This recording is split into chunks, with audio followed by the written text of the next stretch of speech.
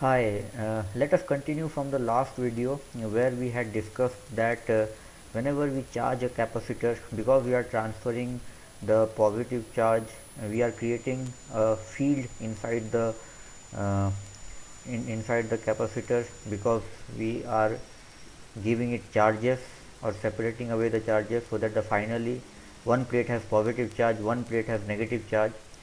Because the battery needs to do this work done to bring about that transfer of charges, the capacitor uh, has a stored energy which can be used to extract work, and we had derived in the last class that stored energy is q square by 2c, or if it can be rearranged to is equal to half cv square if we just use the formula q is equal to cv. Then from this we will get energy of the capacitor is q square by 2c, or half cv squared. Now one general discussion is the energy in this capacitor is because we have created a field, electric field, uh, which the electric field, if I draw the field lines of force, then it will be uh, in this direction, away from the positive and towards negative. So in general, if there is any electric field in a region, whether it's due to a capacitor or because of any other reason, whether we manually or somebody manually separates the charges from plus, so one side in the region there is a positive charge and another side there are electrons. So if in a region there is an electric field due to any reason, maybe because of charge distribution, then it will have stored energy. So any electric field, whether that electric field is within a capacitor or any other system of charges, any electric field will have stored energy, and we can find the stored energy or the energy density of the field. That is, what is energy density? Energy density is the stored energy per unit volume. Okay, so let us derive, where if we have a general electric field E, then what is the stored energy density or the energy per unit volume inside that field. So we can use the derivation which we had done in the capacitor to derive at this value. Let's see how we can do that. So here let us assume that the stored energy is the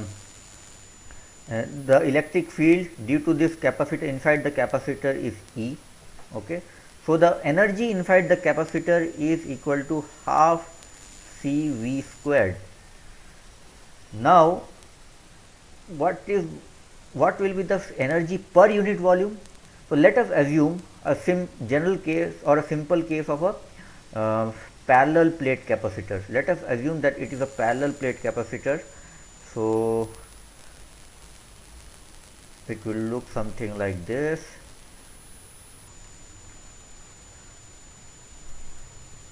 So area, let the surface area of each plate be A, and the distance between the plates is D.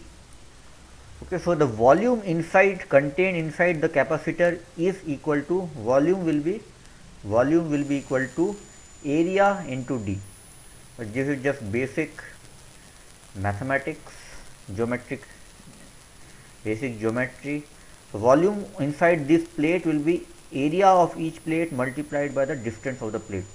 So the so energy is this, and energy and the volume is this. So let me denote the energy density by the term U. The energy density or the energy per unit volume will be equal to, just substituting E from this equation and V from this equation.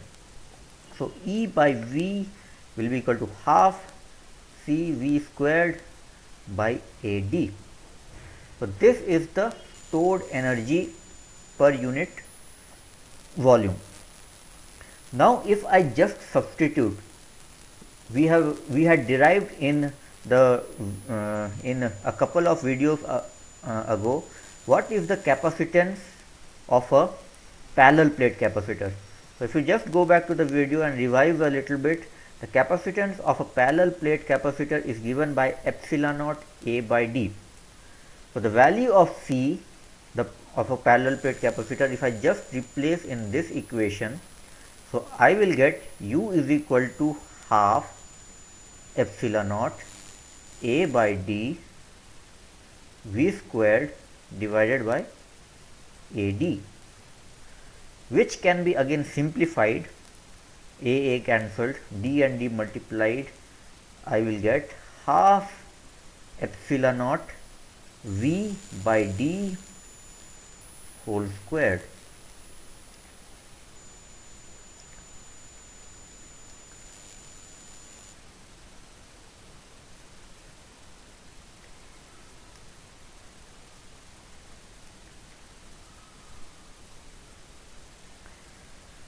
So now we have the answer here.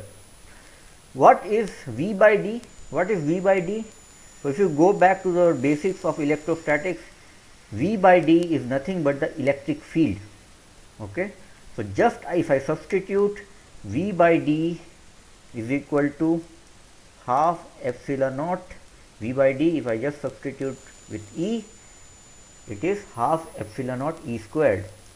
So this is a general derivation. If in any region of space there is a electric field inside it, then it has some stored energy in it, and the stored energy, the energy density of that is half epsilon naught E squared. Energy density or energy per unit volume of an electric field is half epsilon naught E squared. So this is a very important formula we should keep in mind. Next we will go and study what is the effect of dielectrics on a capacitor. So suppose if I have a capacitor, suppose it is a parallel plate capacitor. Till now what we have derived is, if these are metallic capacitors and there is a vacuum inside this, there is no material inside this, then the capacitance of this capacitor, of if it is a parallel plate capacitor, is given by epsilon naught A by D. Now we want to investigate, can we do anything about this, about the capacitance? Can I change the value of capacitor, or can I do something so that I have more capacitance with the same geometry A by D? So I can do that by introducing instead of putting vacuum, I can put a dielectric material inside that.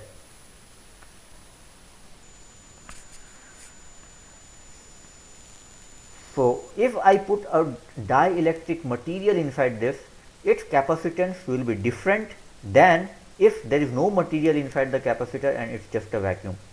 So before we study what will be the impact on capacitance, let us quickly go through the theory of what is a dielectric material. So generally there are two types of dielectric material. So dielectric material. So we can guess just from the nomenclature that dielectric material will have something of two. So there are two types of dielectric material, or material can behave in a dielectric manner in two ways. One is its molecules are inherently not polar. So suppose there is a material, its molecules are not dipoles. If you go back to our previous discussion on dipoles, you can revise that dipole is any molecule or any substance which has two charges separated by a small distance, plus and minus. Okay, but first let us assume that this is not a dipole. Now, but it will have already minus and plus sign inside it, minus and plus sign. each atom has protons and neutrons, and overall this material is not a its molecules are not dipoles, but if I keep this material in an electric field, I have kept this material in an electric field E, then these individual electrons, say it is a metal, iron or any material, these individual electrons will face some force because of this electric field. So, what will happen is all the negative charges will come in this side, because electrons are attracted opposite to the electric field lines of force, and all the positive charge. So, this side will get a positive charge because electrons from this side have come to this side.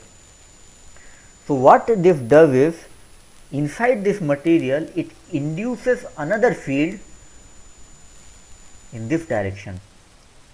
So, let me make it in a different color to denote that it is a different. Okay. So, this was the original electric field E, and it has created an opposite, because now because of this electric field the electrons are getting attracted in this direction. Say there are a lot of protons here, that is why that is the reason of electric field like this. We have a large plane positive plane sheet of paper which is producing a uniform electric field in this direction, infinitely positive sheet of paper, that whatever be the cause of this electric field. So, if there is an electric field, these electrons will get attracted towards this towards the field, opposite direction to the field, or towards this proton, and which will give a positive charge at the other end. And because of this redistribution of charges, there will be an additional electric field which will be created in opposite direction to this electric field. Let me denote it by a term, say E dash. So, what will this opposite direction of electric field will do is, it will weaken the original electric field. So, because it will weaken, how it will weaken? Suppose my net electric field, say I denote it by E naught, will be equal to E minus E dash. So, this was the original electric field. What was happening? There is an induced electric field in this dielectric material because of this electric charge, which then on its own creates another opposing electric field which reduces the final electric field. This is one way of writing. Another way of writing is, because now E naught is smaller than E original field, I can also write it as E naught is equal to E by K. So, this K term, so this, because it is a dielectric material, obviously it should be generally greater than 1. Okay. So, this K has to be greater than 1, generally greater than 1 for normal materials, so that this E naught will be lesser than the E value, and this K is called the dielectric constant of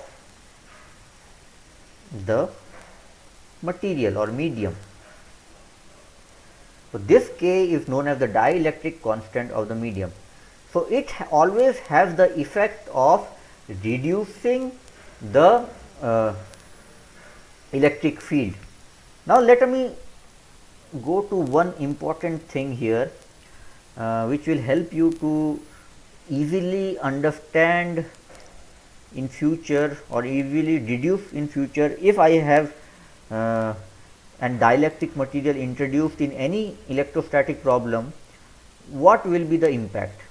So, first let me take a proton or a positive charge of, say, charge Q.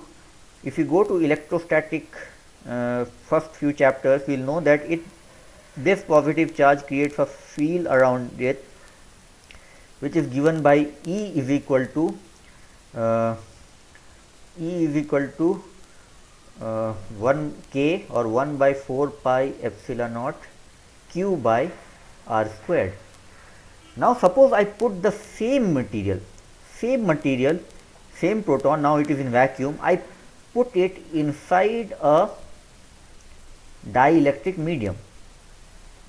So this will induce another opposing electric force, and so the new electric field inside, we know that now it will reduce by the dielectric constant, so I can divide it by k. Okay. Also, so this also I can divide it by k. Okay. So new electric field E nu will be written as E by k is equal to 1 by 4 pi epsilon naught E k by E naught k into q by r square. This I can also write it as 1 by 4 pi epsilon. I will not write naught. Epsilon naught means epsilon in vacuum, but I will just write epsilon k. Okay, where epsilon k means epsilon k will be equal to epsilon naught times the dielectric constant of the material. Epsilon naught is the dielectric constant of vacuum. Epsilon k will be equal to the epsilon of the medium, which will be again equal to epsilon naught by k. So in order, so just let me complete this equation. So in order to compute the electric field in a vacuum, in a dielectric, I just need to multiply epsilon by k to get a resultant epsilon k. I need to multiply the epsilon naught by k just to get the resultant E in a dielectric constant. So this is a general rule. So let us apply a quickly to some applications of it. So suppose I have a parallel plate capacitor.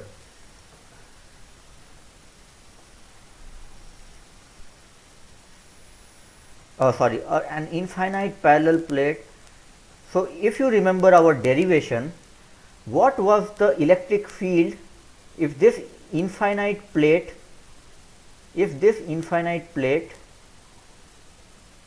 means what if this infinite plate is kept in vacuum, what is the electric field at a distance away from it? So if you go back to that Gauss theorem derivation, if you remember, E will be equal to sigma. Suppose this is a non-conducting plate, so sigma by 2 epsilon naught was the formula. What if I just put it in a dielectric medium? Then what will be the new electric field? If I put this in a dielectric medium, I just need to E nu. If I place in the dielectric medium, then I just need to put sigma by 2 instead of epsilon of vacuum. I will take epsilon of the dielectric medium. So it will be sigma by 2 k epsilon naught. Okay. Similarly, if I have a long plate, long charge distribution, okay, then also what we, if it is in vacuum, it is directly proportional to some constant. I don't remember that constant, the formula, but it will be C1 by epsilon naught into lambda. So C1 will be something about, it will depend on the 1 by 2 pi r l, something, that factor is there. If you go back to the Gauss theorem and derive the expression for electric field, you will get the value of C1, the constant here.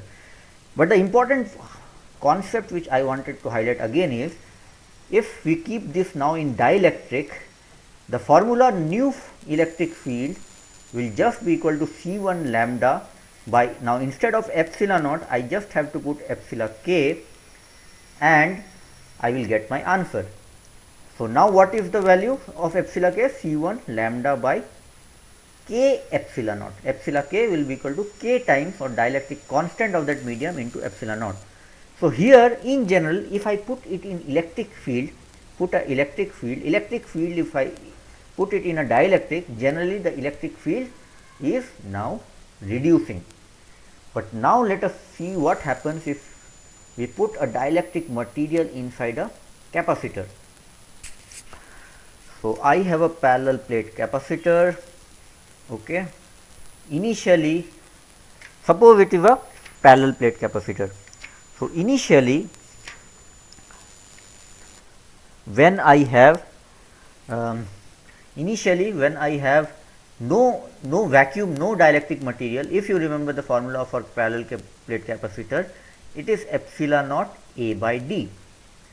Now, if I put a dielectric medium inside this, now the capacitance, earlier electric field epsilon naught was in denominator, so electric field reduced, but for capacitors the capacitance is directly proportional to epsilon, it is in numerator. So, if I put a dielectric medium, so the new capacitance will be equal to E K A by D, which will be equal to K times epsilon naught A by D. Notice that now if I put a dielectric medium inside the capacitor, its total charge storing capacity or the capacitance or the capacity to store the charge now increases. So, that is the advantage of putting dielectric material inside a capacitor. Similarly, if you remember spherical capacitors which we had, so this was A, this was B, and if there is a vacuum, then the capacitance of a spherical capacitor was C is equal to 4 pi epsilon naught AB by B minus A. So, if I just put some dielectric material inside it, here also epsilon naught will be numerator. So, new capacitance will be equal to 4 pi E K A B by B minus A, E K A B by B minus A, or it will be K times the original capacitor, which will be equal to 4 pi K epsilon naught, E K I have replaced by K epsilon naught A B by B minus A. So, with this discussion we complete the theory portion of capacitors. In the next video I will see you with current electricity. So,